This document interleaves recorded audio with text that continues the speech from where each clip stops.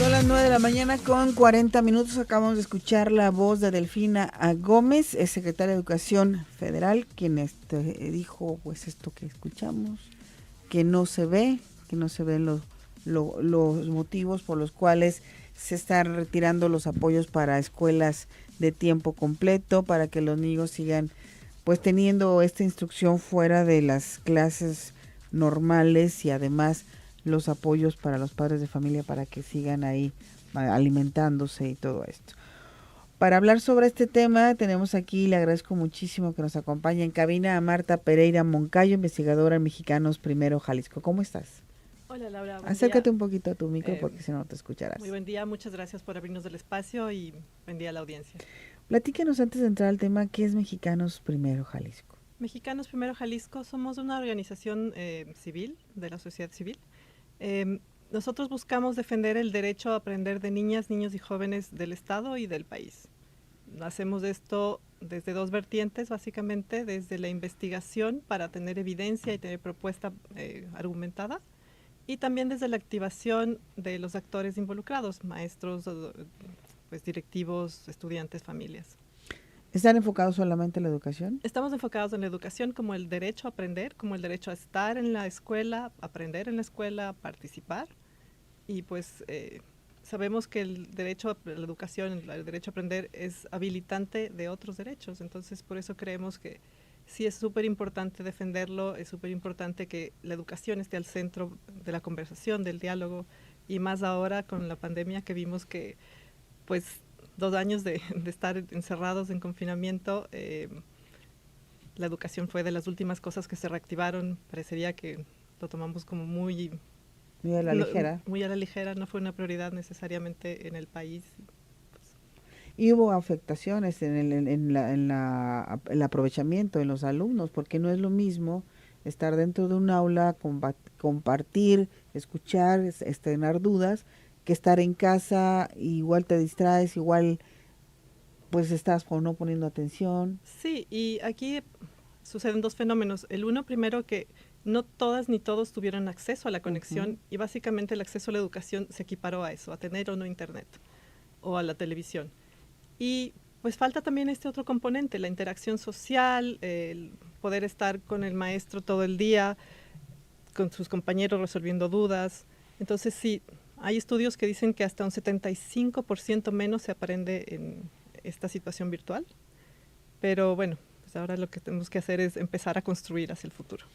Ahora, ¿cuál es la razón que se da para haber quitado las escuelas de tiempo completo? Bueno, si me permites un poquito el contexto, sí, claro, de lo que es la escuela de tiempo completo. Este programa comenzó en el ciclo escolar 2007-2008 con 441 escuelas y llegó a un alcance nacional de servir a 3.6 millones de niños y niñas. Entonces se extendió mucho, pero a partir del 2019 empezaron a existir recortes a ciertos programas sociales, específicamente en educación y en salud. Y el programa de la escuela a tiempo completo era uno de esos programas que tuvo pequeños recortes. La importancia de este programa reside en que tenía 3 componentes básicos. El uno, que sí, se mantiene las mejoras de infraestructura, pero los más importantes y que más sabemos que han tenido frutos para los estudiantes y sus familias es la jornada ampliada, porque el tiempo escolar se fue de 6 a 8 horas, o sea, de 4 a 6 horas en algunos casos, o a 8 horas. Entonces, en esos espacios, las niñas y los niños podían estar aprendiendo cosas específicas como de matemáticas, inglés, y tener talleres también de arte y de otras cosas que les interesaran, computación, robótica. Esto permitía, a su vez, que las madres, que suelen ser las cuidadoras, las que están a cargo de los hijos y las hijas, también pudieran incorporarse al mercado laboral. Entonces sabemos que sí hubo esta parte importante en que los ingresos familiares, sobre todo en zonas marginadas, aumentaron, y pues esta posibilidad de que las mujeres se incorporen al mercado laboral. Y el otro componente es precisamente la alimentación. Entonces, para muchos niños o niñas en situación de pobreza extrema era la única fuente de alimento diario caliente y nutritivo. Sí, lo que comentamos hace un momento que platicábamos con la diputada Hortensia Noroña, que también está en la pugna porque se regresen estos pues, horas para que los niños tengan tanto alimento como este tipo de actividades que pueden incentivar a realizar otras cosas, no solamente las académicas. ¿Cuál es su propuesta o qué es lo que ustedes consideran que se tendría que hacer o a quién hay que acudir? Sí, desde Mexicanos Primero lo que se ha hecho es, desde el brazo legal, precisamente interponer amparos. Cuando comenzó esto en el 2019 se empezó a alzar la voz y a externar la preocupación. Y el año anterior, en que ya en las reglas, más que nada, el presupuesto en la escuela es nuestra, porque el programa de la escuela tiempo completo pasó a estar en la escuela es nuestra, ya no hablaba de estos dos componentes de alimentación y jornada ampliada. Uh-huh. Entonces,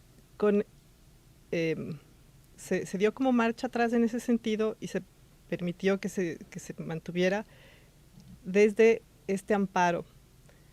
Pero tenía que haber sucedido eso y estar concreto en las reglas de operación del programa La Escuela es Nuestra.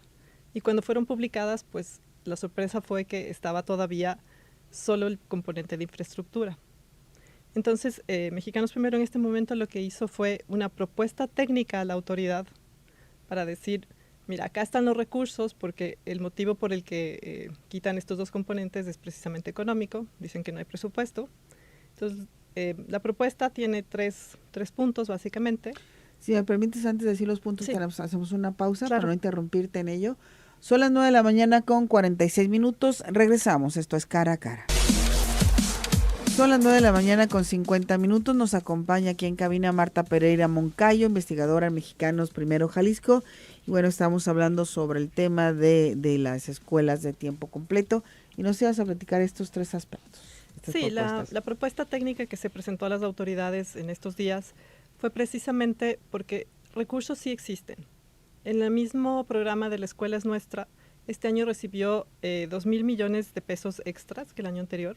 Entonces, para un total de casi 14,000 millones, habría que pensar que esto podría cubrir una parte por lo menos de los componentes 2 y 3. También existe otro programa presupuestal que se llama la partida U080, la cual permite un ejercicio flexible de los subsidios y los estados pueden pedir estas partidas a la federación. Porque hay que ser muy claros, es el gobierno central, es la federación quien es responsable de este programa, no son los estados, no son las familias, es la federación. Entonces, pues sí, tenemos que esperar esta respuesta de ellos. Y finalmente también, si recuerdas, hay este impuesto especial que se llama especial de producción y servicios a las bebidas azucaradas, a los dulces, a la comida chatarra, y que precisamente los recursos deberían ser destinados a la salud. Entonces, podemos a la salud y a la educación. Uh-huh. Entonces, se puede tomar de estos recursos. Y sí es importante la infraestructura, pero si es que se va a tomar en ese sentido, debería ir focalizada específicamente a las escuelas que todavía no han podido regresar después de la pandemia. Porque, pues evidentemente, estos estudiantes siguen estando fuera de la escuela en ese sentido y hay más riesgo de abandono escolar y de rezago educativo. Y bueno, esto de lo que comentas, muchos alumnos no han podido regresar a la escuela por las condiciones en las que se encuentran las mismas, pero también llama la atención que el discurso sea, bueno, es que tenemos que arreglar las escuelas y por eso tenemos que quitar los apoyos. Creo que una cosa no debería estar separada de la otra. Así es, y eso es algo que desde Mexicanos Primero y Mexicanos Primero Jalisco es muy importante para nosotros, que se entienda que se debe dedicar los apoyos, bueno, no los apoyos, los presupuestos se deben enfocar desde los derechos humanos, desde dar a la educación, dar a la salud, porque si hay políticas pero no hay presupuesto que las acompañe, pues no existe realmente una acción, no existe una estrategia que pueda servirnos. ¿Tienen algún registro de cuántos niños y niñas se ven afectados al eliminar esas escuelas de tiempo completo? A nivel nacional, 3.6 millones. Aquí en Jalisco eran 945 escuelas que funcionaban en el 2021 y esos son más o menos 95,000 niños y niñas. y eso implica todos los hogares que también se quedan sin acceso a la alimentación, sin poder las madres acceder al mercado laboral. Y específicamente, lo que más afecta evidentemente para los niños es que estar en la escuela por más tiempo, pues lo que habíamos comentado, te permite más horas de aprendizaje, pero también estar en un sitio seguro. Sí. Entonces, ¿ustedes han tenido acercamiento con padres de familia? ¿Cuáles sus inquietudes? ¿Qué les dicen? de las personas que nos han buscado, con las que hemos tenido acercamiento, pues están muy preocupados. Sobre todo las familias están muy dispuestas a que este programa siga, apoyar al programa, porque ven los beneficios.